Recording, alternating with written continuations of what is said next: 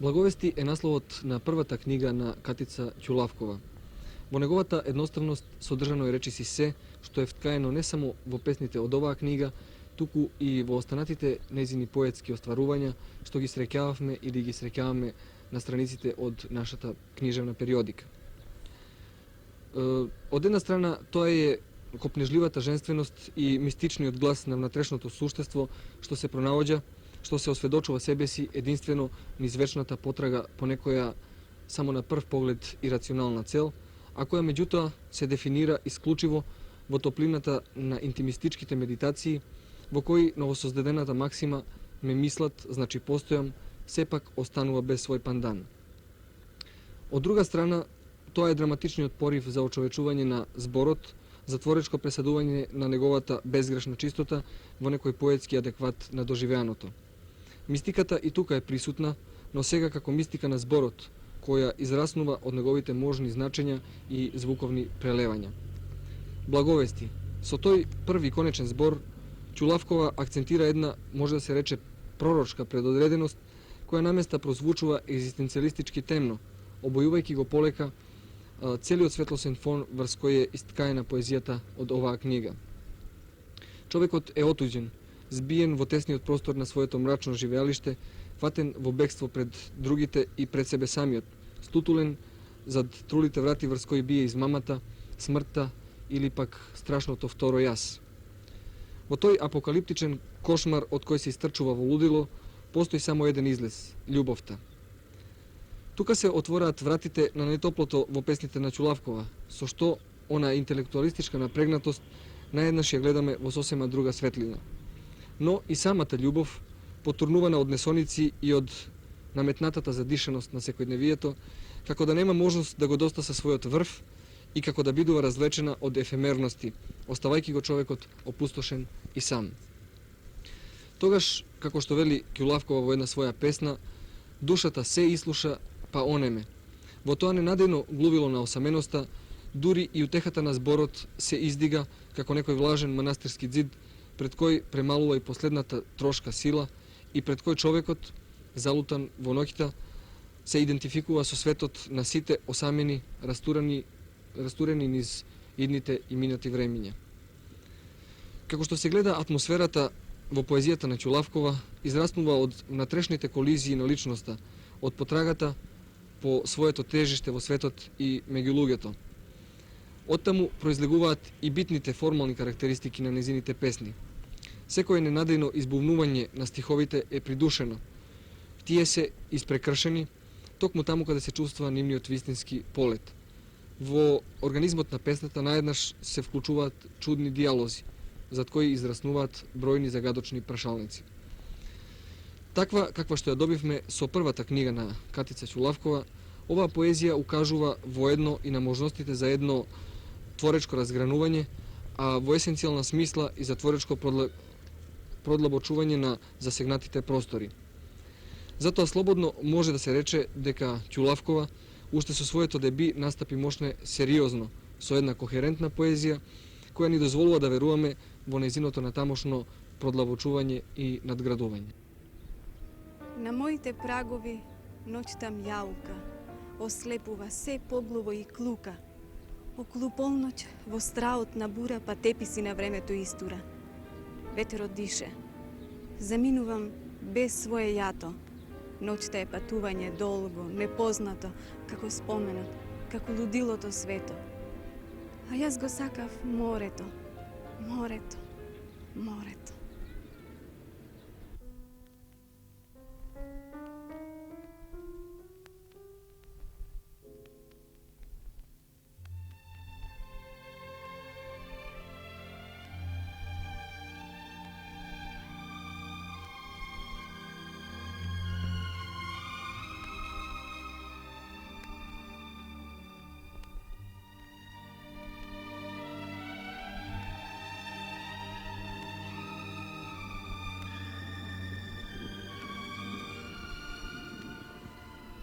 Кога те сретив, беше минато. Крстоносна селидба, смртоносна веридба. Сега спомен долг, таинствено ме коле. Љубовта со тага ме дои нелулани мој. Во мене некои исконски болje. Сама сум, како заборавено време. За да се велиме човечки, мораме да се делиме. Песна ме души Матеа и Вавилон се руши, а ти, а јас. Кога се збогуваат, птиците не се познаваат, а се помнат.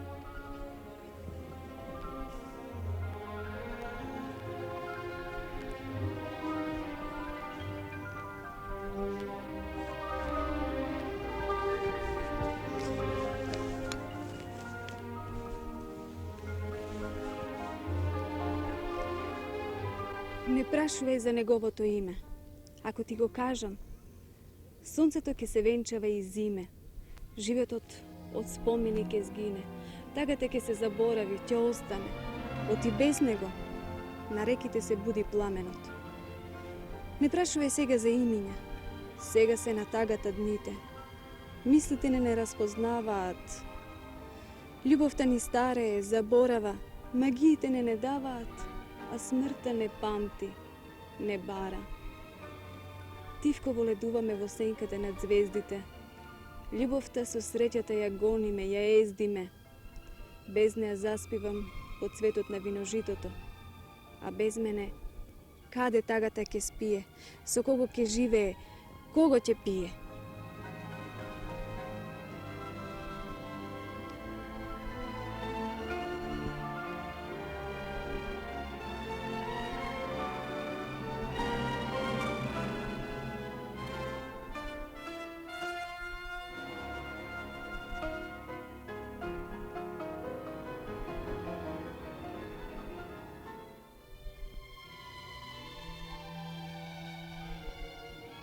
Би во дена 666, еден мит, клет и речит.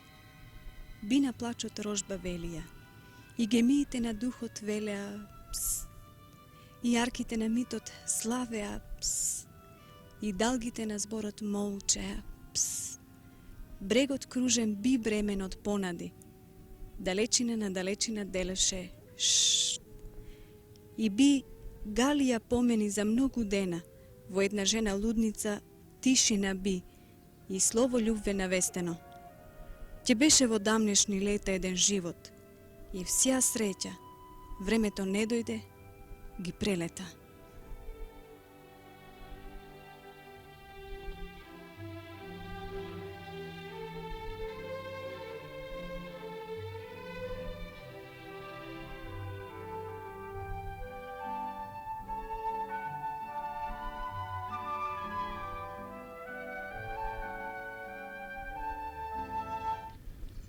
Пред неколку години скопскиот издавач Мисла го издаде првиот поетски ракопис на Доне Чапарев «Живи сенки». А еве сега имаме можност да ја разгледаме и втората негова книга «Вечерни патувања», што ја издаде Култура. Веднаш треба да се нагласи дека поетските светови од двете книги не се далеку еден од другиот, не се одречуваат, туку напротив стојат во мощни тесни взаимни врски и представуваат еден организам. Поетските поводи за оваа книга со право можеме да ги бараме во онаа фина ткаенина што ја сочинуваат елементите на македонското поднебје. Човекот, осаменик на јужното лето, го понесува тоа поднебје низ своите вечерни патувања, како благи отпечати кои меѓутоа постојано превираат и израснуваат едни од другите. Сонцето, дождот, жетта, некои понесени погледи од фреските на македонските манастири и цркви. Со еден збор, сето она што одзвонува во нашиот обичен човек. Но сето тоа како да се овоплотува на станиците на времето, кај што се зема здив за нови патувања. Човекот и пейзажот, надворешниот и внатрешниот, постојано искаснуваат во стиховите од оваа книга. Тие како да се одмеруваат низ времето, кое како поетска категорија отвора постојано нови аспекти и видувања. Книгата Вечерни патувања се состои од 3 циклуси: Летен календар, Вечерни патувања и Звездата што ја гледам. Но се добива впечаток дека се можело и без таквата поделба, зашто по својата тематска окосница книгата е мощно хомогена. Иако не би можело да се рече дека чувствувањето на понудениот свет е згуснато, синтетично. Песните исто така го поседуваат тоа својство на хомогени поетски целости, што значи дека Чапарев, иако со својата поезија не успеал да се искачи до повисоки изразни сфери, сепак успеал да ги совлада оние неравнотежи меѓу стихот и песната. Имено запазен е ритмот на поетскиот говор, без нагли искокнување на подобри или полоши стихови. Песните се движат по рамната линија на својот првичен домет. Она што пречи во оваа книга, тоа се бројните неадекватни, нечисти рими, со кои авторот така често оперира. Тоа не е одраз на некое настојување да се остварат поетски ефекти, туку зборува за онаа непедантност што на поезијата и ги одзема и најмалите проблесоци.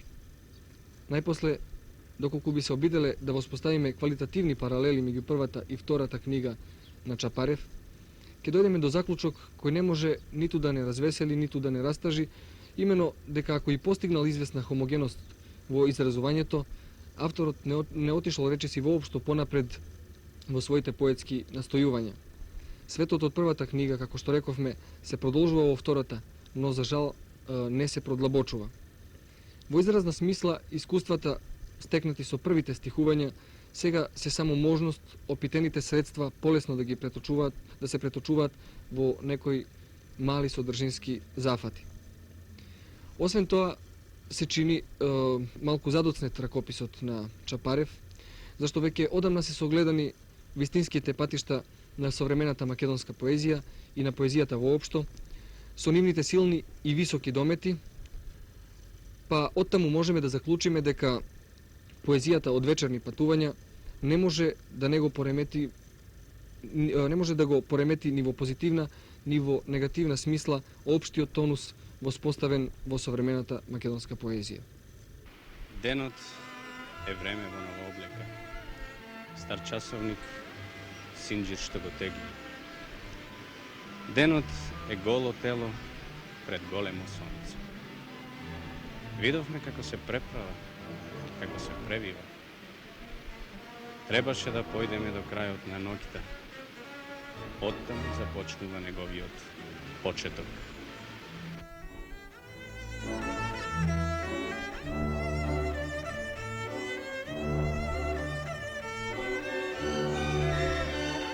Над возот спие едно сино море и се отвара еден пат и една река. Птиците го убиваат утрото горе, кандило на исток и земја што ме чека. Те замислувам градина од рајот, голема земја во гора од звезди, пат во твоето тело на крајот, убавина што се раѓа на празни. Од искона се исправа ѓавол и служи како сенка од голема капка. Рбец сме од двете страни цветни ружи, ветерот е дете што остава стапки. Над хоризонтот се сменуваат платна на денот и ноќта, поколенија во дланка, кога се создава питома со бојата златна. Јас патувам по оваа вечерна рамка.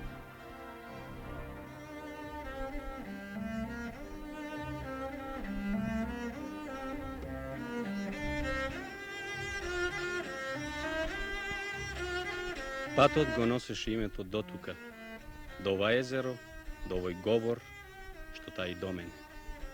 Од тука започнуваат облаците со дождот и виделината. Патот се спровира во летото до летната ноќ на хоризонтот, под големата звезда во темнината. За случајно да постои во морето, за безнадежно да постои во солзите. Патот неспокојно се оддалечува од тивките соништа, од рамнодушноста. Трчаше се дотука, каде смртта му ја пресече долгата бездна.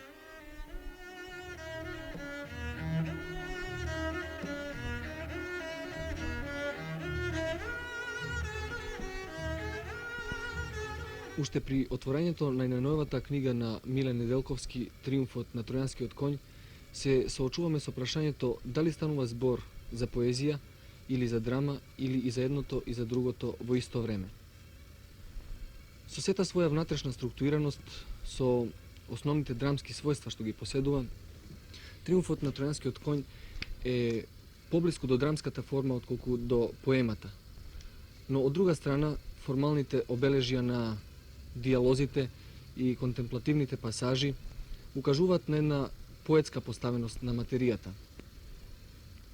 Тоа значи дека ќе бидеме најблиску до вистината ако речеме дека пред нас всушност се наоѓа една драма во стихови. Од тука треба да тргнуваат и нашите вреднувања на оваа книга, зашто единствено гледана како драмско остварување во поетска форма или поетско остварување во драмска форма, тоа ни овозможува еден целосен пристап кон себе. Разработувајќи го проблемот на неуништливата итрина, како и проблемот на демистификацијата на боговите, на чија хиерархиска скала највисоко стои токму тоа човечко својство, таа човечка одлика, олицетворена во грандиозниот Тројански конј, Неделковски ја ситуира драмата под зидините на тукушто разурнатата и опустошена Троја. Поставеното прашање кој е виновен за таквата судбина на древниот град се судира со митот за моќта на олимписките богови. Дотолку повеќе што пророкот, може се рече мудрецот Тиресија, практично ги свлечкува на човечко ниво со сите слабости на страсни, кутри, полни со омраза и нетрпение суштества. А на плодот на нивната итрина, Тројанскиот конј му го доделува вечниот олимписки пиедестал. Поради тоа, Тиресија ќе биде окован на Тројанскиот конј како најчудесен јавач да пројава низ вековите до вечноста. Драмата и завршува во духот на постојано присутната иронија. Тројца најобични кратци ја откраднуваат свечената олимписка кочија, боженска кочија и бегаат на Олимп, оставајќи ги збунетите и немоćни богови да талкаат низ правот и пепелта на Троја. Меѓутоа, настојувајќи да ја долови атмосферата на одбраниот амбиент и услови, Неделковски посегнал по некои изразни средства кои му се опонентни на современиот миг на македонската поезија, зашто најпосле книгата е и објавена во едицијата Современа македонска поезија, така што денес, кога таа се одликува со многубројни најмодерни поетски концепти, а во изразна смисла остварува мощни високи дострели, поезијата од оваа книга прозвучува како поезија залутана вон своето време, со еден збор анахронично. Незиниот стих, незината јазична фактура, незините инверзивни спрегови на зборови, за жал градени врз псевдокласицистички примери, не враќаат за цело едно столетие наназад, во времето на приличевите поеми Сердарот и Скендербеј. Причините за ова би можеле да ги бараме во иронијата, која, како што рековме, е доминантен белег на оваа драма, но би можеле да ги прифатиме исклучиво ако се сложиме, ако утврдиме дека станува збор за сатира, а не за сериозно интониран драмски текст. А токму во спротивното не уверуваат бројните сентенциозни стихови во кои се чувствува еден изразито поетски јазик. Од себе ова произлегува дека Неделковски, настојувајќи да биде во дослух со времето што е предмет на неговата драма, настојувајќи да биде творечки поуверлив, всушност го постигнал спротивниот ефект. Содржинското и формалното наполно се исклучуваат, така што можеме да речеме дека Неделковски со оваа своја книга не собрал доволно сили за да се справи со честиот ризик уметничкото средство да стане истовремено и единствена цел на самото дело.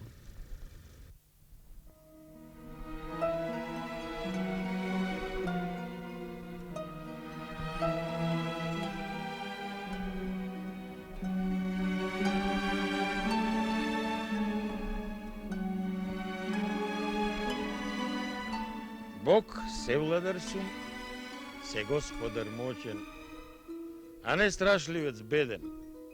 Za slavata na Olimp se grižam. No i za rodot smrten čovečki moram. Neminovnost je to. Koji hramovi će ni diga, koji voniv žrtvi tučni će ni pali, ako ne ahejcite, robovi bedni. Tirezije reče, a ja tvrdam, Bog koji samo nad bogovi vlade, Bog ne.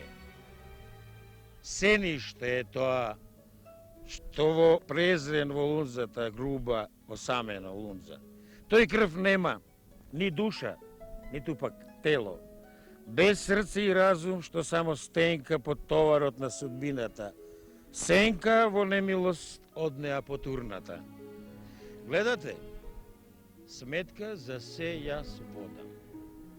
Da, prezren i otvorlen na Olimp slaven, ko smrtnik posleden, žeden i gladen, v očaj dnite nema da gi minam.